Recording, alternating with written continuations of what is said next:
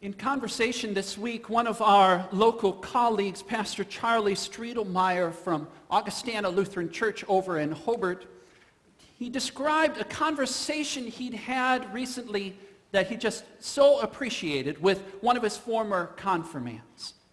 It's a young woman who grew up there in Hobart, who went to school there, had come through the church program through confirmation, now had graduated from college and was working on her counseling degree. And she, on her internship, was working in the Englewood neighborhood on the south side of Chicago. And she described how different that context is than Hobart, where she had grown up. And Charlie asked her how it had been to adapt to that and what she was learning and what it was all like for her. And she had this response. She said, "Oh, I'm outside the bubble for sure." And it got me thinking about the bubbles that we construct. We pop them into existence as a way to encapsulate our experience, to filter information and the things that are happening, to keep all of that from overwhelming us, to keep it to manageable proportions. We use bubbles to limit things so that we can stay comfortable and not get anxious. And we really pop them into existence all over the place. They are our collection of expectations, our collection of experiences, opinions, things like that help us make sense of the world. And they're hard to see. I remember when I went to college, I went to a small school down in Greencastle, Indiana, and while I was a student there, we would talk about the DePaul bubble, because not much of the outside world would filter onto the campus. And talking to students I know over at VU, I'm told that happens there as well. And perhaps for our VU profs, who would they might also echo that the outside world filters differently into academic environments. We have a Porter County bubble. I caught just a glimpse of it during our Valpo Next planning series that we've had recently. Just across the street, we were gathered one night to talk about the future of Valparaiso, and in conversation with a young woman there who was born and raised here in Valparaiso, I caught this glimpse, because you have to kind of see bubbles sideways, you just kind of catch glimpses of them. I caught this glimpse when we were talking about the future of Valparaiso, and I talked about how close by Lake County really is to us, and how it's not a far drive, and wouldn't it be interesting to engage in some activities together? And I watched the response of that. Here's a woman who works hard to be open-minded and live her life that way, and she said, I'm ashamed of this, but you say Lake County, and I hear Gary, and I get scared. We have a Porter County bubble. In fact, I was corrected after the previous service that there's apparently even a right way to pronounce the name Hobart in this bubble, because I said it Hobart. I know, shame on me, right? We even have a nation-sized bubble. When I was in college, a friend of mine came from Canada to come to school there at DePaul. And she said, growing up in Canada, which is really not so far away, she said, I could never understand growing up why the U.S. was so ignorant of world events. She said, then I moved down here to come to school, and I read your papers. I read your newspapers, and she said, and then I understood. We have bubbles around work. Bubbles around politics, even bubbles here in our church. And bubbles help us make sense of life. They help us organize our expectations and our experiences, but bubbles also color what's going on inside until things make sense only in that bubble. That things that outside the bubble wouldn't make any sense, but here in a bubble, we might understand them. We have a bubble in this congregation, by the way. We saw it at the trivia night when not a single one of us got the right answer to how many little lambs are on that banner right over there. I'm here every single day, and I could not tell you in advance, right? Bubbles filter our experience. And just like for us who come through, or what verse this is turned to, or the things that happen in the bubble that we get used to and that color that experience, I think that's probably what happened to those temple leaders in the gospel today. Because the folks who come bustling up to Jesus as he starts making his ruckus, I always think of them as in robes, and they would come bustling up to see what he's doing as he's causing all of this ruckus. And they'd have these big imposing beards, what are you doing? Why are you? And they card him. Did you catch that? Show us some ID. What do you think you're doing? What right do you have to do this?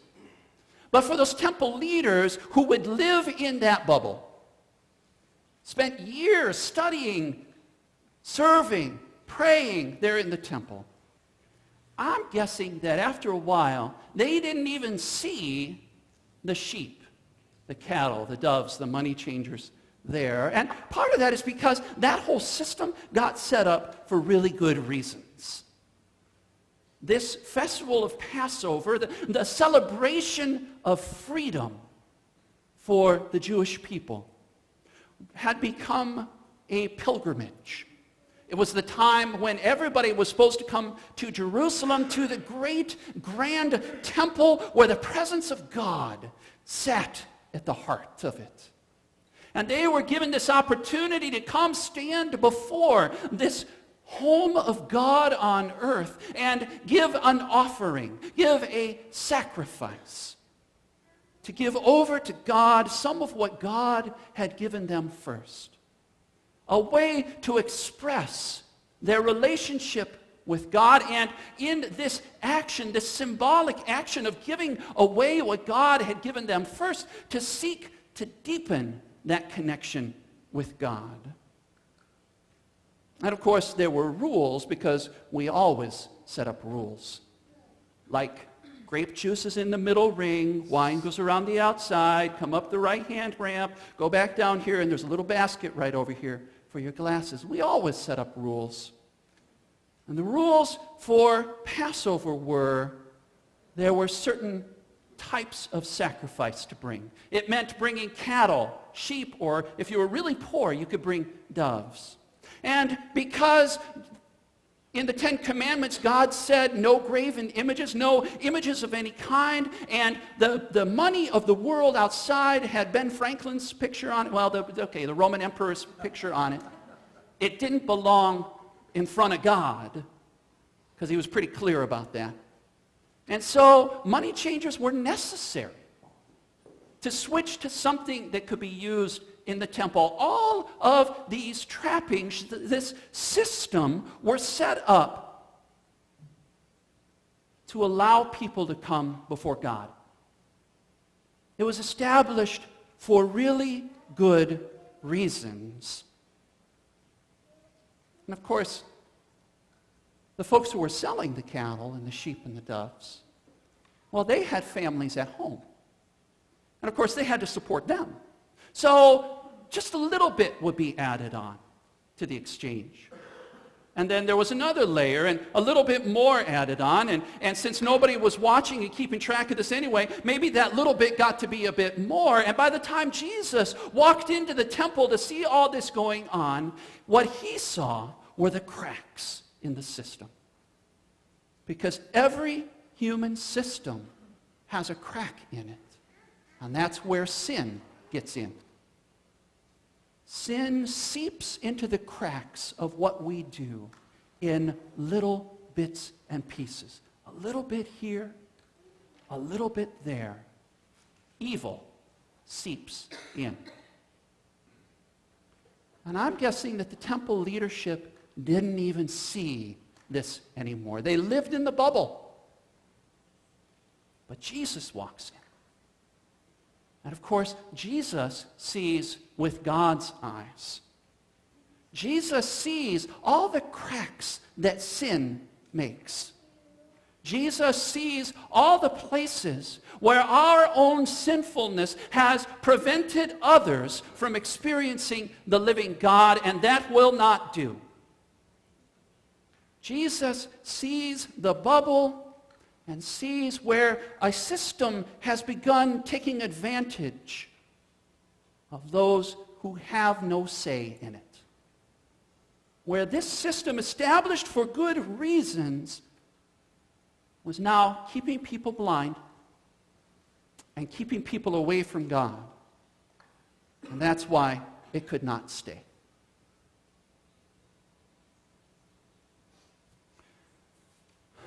Now, over this weekend, I had the chance to meet a man who talked with me about years and years and years, like 15 to 20 years, that he had spent lost in alcohol, dependence, and drugs. And he talked about that experience, about that life, as something that could hardly imagine. He talked about the insanity of being arrested dozens and dozens and dozens of times.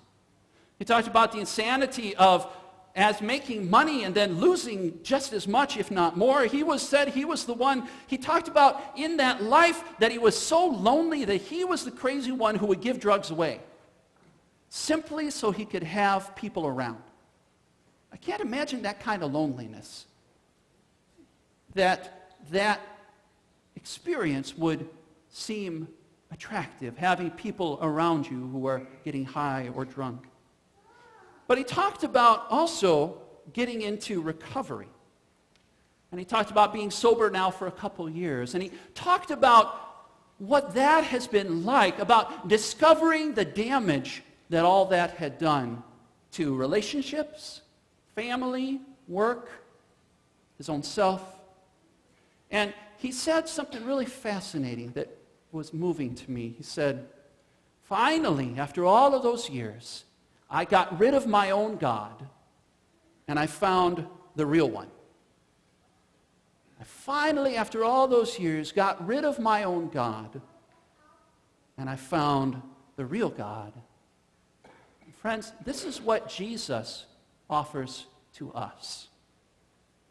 Jesus pops all of our make-believe bubbles, all of those filters that prevent us from experiencing the living God. Jesus, and it's going to be uncomfortable because we like bubbles. They help us make sense of the world, but Jesus is not very interested in our comfort. Jesus wants us to know a living God. Jesus came to offer to us the one true God, a God beyond our control, a God outside of our bubbles, a God who thinks and loves so differently that there's no way it could be anything but divine. Jesus offers us the living God. There is only one God who gives life. There is only one God who doesn't need a bubble. There's only one God who longs to set all people free. And that's who we see in Jesus. No more bubbles, just the living God.